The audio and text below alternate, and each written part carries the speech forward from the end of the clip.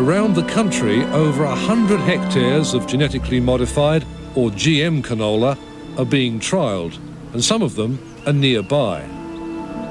If Greg's bees wander into one of those genetically modified canola crops, they could carry GM pollen back to the hive, and that might transform conventional honey into GM honey.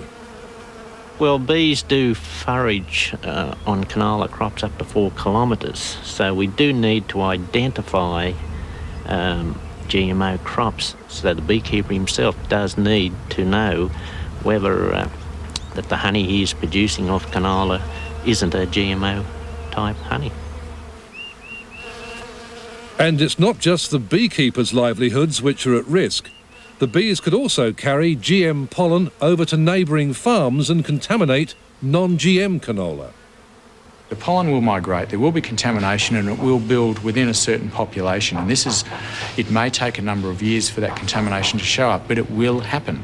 It's without question it will happen.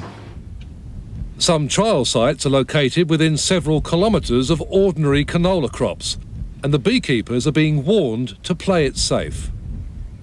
Well, there has been some threats, if I can call them threats, from the organic farmers. They would sue beekeepers, and that's the reason why I would advise beekeepers, if this was a risk, to stay away not only from GMO crops till the whole mess is sorted out, but also from the organic crops, to give both sides a guarantee.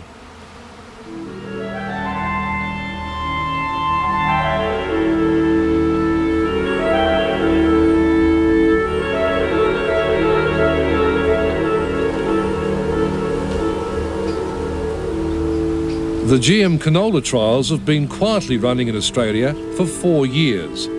Only now have the beekeepers woken up to the fact that they're in the front line of a new system of farming.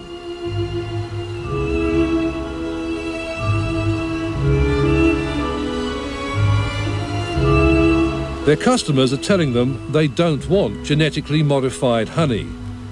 But they're vulnerable, at the mercy of government regulators and an industry that can't guarantee their honey won't be contaminated. It is possible. I'm not suggesting that it is not possible.